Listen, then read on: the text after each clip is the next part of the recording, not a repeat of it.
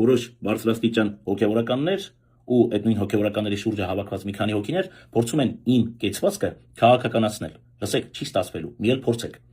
Նախ ինձ ճանաչողները շատ են, երկրորդն էլ ովքեր որ ինձ ճանաչում են,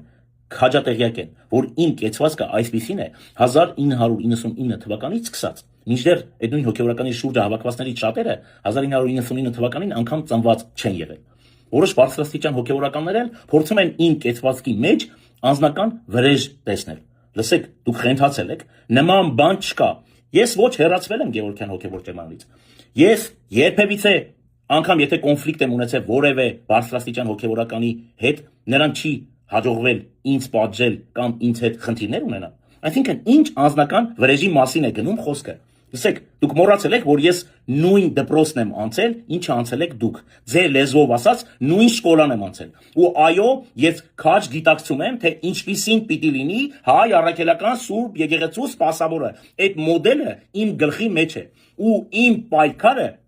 ինձ համար չէ։ Ինձ անհնարին է այնպես անել, որպեսզի ես հայ առաքելական Սուրբ եկեղեցուց հեռանամ։ Անհնարին է, բայց ես իմ զավակների, մեր գալիք սերունդների մասին եմ մտածում։ Ու այո, հենց դրա համար էլ պայքարում եմ։ Ու Աստված ինձ ինչքան ուժ, կարողություն ու կյանք է տվել, այդքան էլ պայքարելու եմ, որպեսզի մենք ունենանք այո մաքրամաքուր հոգևորականներ։ Ես չեմ ասում չունենք, բայց դժբախտաբար կան այնպիսիները, ովքեր որ ստվեր են գցում հենց այդ նույն մաքրամաքուր կյանքով ապրող հոգևորականների վրա։ Այո, ես ուզում եմ, որ մեր հոգևորականները իրենց հոգևոր առաքելության մեջ բացարձակապես գործեն 100% անկախ, չզբաղվեն քաղաքականությամբ, չզբաղվեն բիզնեսով։ Այո, ես համաձայն եմ, աշխարհով մեկ ապրում են ընդամենը 800 հոգևորականներ։ Ու այդ 800 հոգևորականներին, հայ առաքելական Սուրբ եկեղեցու հոգևորականներին, Հայաստանյաց առաքելական Սուրբ եկեղեցու հոգևորականներին, մենք խնդիր չունենք պահելու, մեր աչքի լույսի պես պահելու։ Մշակը իր վարձը պիտի ստանա, ես համաձայն եմ դրան, ու ես պատրաստ եմ, բայց այդ նույն հոգևորականն էլ այո պիտի բարեխղճորեն ծառայի իր հոտին, իր թեմին, իր համայնքին։ Սա է ճիշտը։ Ինչ անձնական վրեժի կամ ինչ քաղաքական կեցվածքի մասին է գնում խոսքը։ Իմ պահանջը արդար է։ Ու ես կոչ խնդրանքով դիմում եմ աշխարհով մեկ ապրող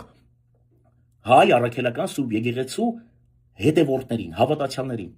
Տեր կանգնեք ձեր եկեղեցուն։ Պահանջեք ձեր հոգևորականներից, որպեսզի նրանք ապրեն մաքրամաքուր կյանքով, որպեսզի իրենց հոգևոր ծառայության մեջ գործեն 100% անկախ։ Ու այդ ժամանակ էլ Հայաստանում ոչ աղանդավորներ կմնան։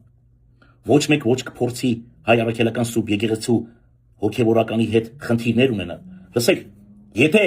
այդ մարդը այդ հանցանքը չի գործե, անհնարին է որ կարողանան այդ մարդուն մեղադրեն այդ հանցանքի մեջ։ Սա հստակ է։ Այնպես որ դուք ձեր մեջ գտեք ձեր սխալները, իսկ եթե պատրաստ չեք, թողեք գնացեք։ Մենք ձեզ կներենք, դուք թողեք գնացեք։